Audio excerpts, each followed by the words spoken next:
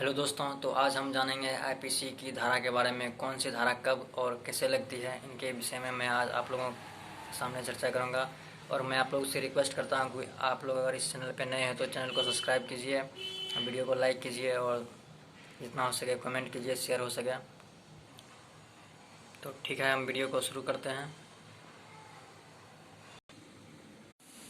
जानिए आईपीसी में धाराओं का मतलब। धारा 307 यानी कि हत्या की कोशिश। अगर किसी व्यक्ति ने किसी को जान से मारने की कोशिश करता है तो उन पे धारा 307 लगेगा और उनके अनुसार उसे दंड दिया जाएगा। और धारा 302 हत्या का दंड। अगर कोई मर्डर कर देता है तो उन पे धारा 302 लगेंगे और वो धारा 302 के अंतर्गत उन्हें सज़ा दी जाएगी। धारा 376 बलात्कार। इनमें बलात्कार वालों को धारा 376 लगेंगे। अगर कोई व्यक्ति किसी के साथ बलात्कार करता है तो उन पर धारा 376 के अंतर्गत उन्हें सज़ा सुनाई जाएगी। और धारा 395 डकैती। अगर कोई किसी के घर में चोरी कर लेता है या फिर मतलब उसके घर से सारा सामान गायब कर देता है, जैसे टीवी, फ्रिज वगैरह ये सब हो गया, ये सब डकैती के अंतर्गत आता है, तो उन पर धारा 395 लगेंगे। धारा 370 अप्राकृतिक कृत्य। धारा 377 अप्राकृतिक कृत्य मतलब ये भी बलात्कार के अंतर्गत ही आता है, लेकिन इनमें मतलब ऐसा हो जाता है जैसा कि आपने सुना होगा निर्भया कांड 16 दिसंबर 2012। तो उनमें अप्राकृतिक कृत्य हुआ था, जिन कि उनके प्राइवेट पार्ट में या फिर रड और बियर की बोतल्स ये सब डाल दिया था, तो ये इनके अंतर्गत आता है। और उन्हें पकड़े जाने पर धारा 377 के अंतर्गत दंड दिए जाते हैं।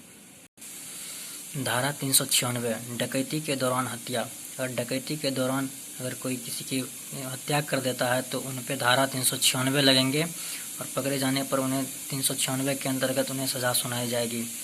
धारा 120 षड्यंत्र रचना। अगर 3 व्यक्ति है, 2 व्यक्ति मतलब चोरी किया या फिर कोई कांड किया या फिर किसी घटना को अंजाम दिया और तीसरे ने आइडिया दिया, तो उन पे ये धारा 120 षड्यंत्र रचने का आरोप लगेगा और धारा 120 के अंतर्गत उन्हें सज़ा सुनाई जाएगी। धारा 365 यानी कि अपहरण। अगर किसी का अपहरण कर लेता है कोई व्यक्ति तो उन पे धारा 365 लगेंगे और उनके अंतर्गत उन्हें सज़ा सुनाई जाएगी। धारा 201 सबूत मिटाना। अगर कोई व्यक्ति किसी का मर्डर कर देता है और उस सबूत मतलब यानी कि फर्श पे जैसे खून, कपड़े पे खून के धब्बे या फिर सबूत को मिटाने की कोशिश करता है तो उनको धारा 201 के अंतर्गत सज़ा सुनाई जाएगी। धारा 412 छीना झपटी। चैन जैसे लेडीज सब के गले से चैन छीन लेता है आजकल के ज़माने में, तो देखते ही रहे हैं, तो उन सब पे धारा 412 लगते हैं। धारा 378 चोरी कर लेना, यानी कि बाइक चोरी कर लेना या फिर कुछ चोरी कर लेना, सामान वगैरह कुछ भी, तो ये चोरी हो गया, इन पे धारा 378 लगेंगे। धारा 300 हत्या करना। ये धारा 302 और 300 ये एक ही माना जाता है और दोनों में हत्या करने के आरोप पे धारा 300 के तहत इन्हें दंड दिया जाता है। धारा 309 के अंतर्गत आत्महत्या की कोशिश। ये ज़िंदगी भी आपकी नहीं है, अगर आप खुदकुशी भी करना चाहे तो आप नहीं कर सकते हैं। इन पे भी आपको धारा 309 के अंतर्गत सज़ा सुनाया जाएगी।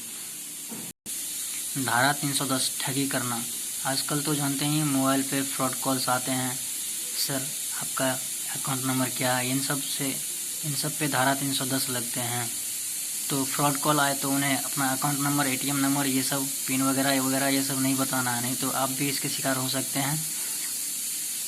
धारा 312 गर्भपात करना। अगर कोई व्यक्ति गर्भपात करवाता है मतलब या फिर कोई डॉक्टर जो गर्भपात करता है तो पकड़े जाने पर उन्हें धारा 312 के तहत उन्हें सज़ा सुनाई जाएगी।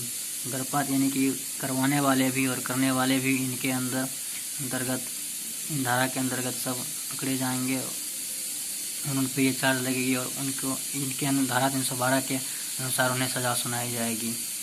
तो आज के लिए इतना ही। आशा करता हूँ आप लोगों को ये वीडियो अच्छी लगी होगी, तो वीडियो को लाइक कीजिए, शेयर कीजिए, कमेंट कीजिए और चैनल को सब्सक्राइब करें और बेल आइकन को दबाना ना भूलें। धन्यवाद।